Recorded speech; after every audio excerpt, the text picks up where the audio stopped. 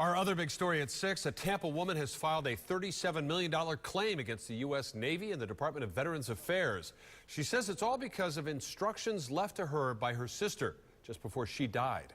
Our Carson Chambers is live at the federal courthouse in downtown Tampa with more on this claim. Carson? Well, Brendan, her sister mailed her that letter and told her only to open it in the event of her death. Well, Patricia De Lorenzo was forced to open it on September 16th when a gunman opened fire at her sister's workplace. She was just absolutely radiant and beautiful. This was the last time Patricia De Lorenzo saw her sister alive. And it captures her spirit. 51-year-old Mary Frances De Lorenzo Knight has only been gone for 6 weeks. I just don't understand why they didn't have those measures in place. And now she's gone and all these other people are gone. I just think it's very tragic and it should never happen again. Knight was one of 12 people Aaron Alexis shot and killed at a Washington, D.C. Navy shipyard on September 16th. The same day her younger sister opened her will and read the instructions to take care of her 2 daughters. Whatever I can do to honor her and her girls.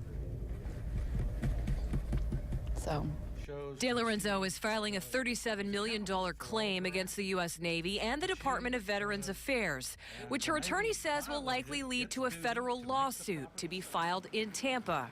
This shooter was a rattlesnake, and he was armed, he was dangerous, he had teeth, he slithered on the ground, he had rattles, and he told everyone that he was coming.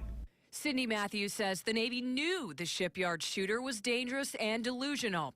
The civilian IT contractor was honorably discharged in 2011, but Alexis had a series of misconduct issues prior to that, 2 where he fired a gun.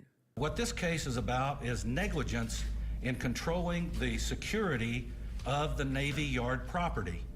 Perhaps that's the hardest part for De Lorenzo, who's left behind with a photo, a letter, and a promise to fulfill to her sister. I know that we're all making the right decisions, and it's an honor of her.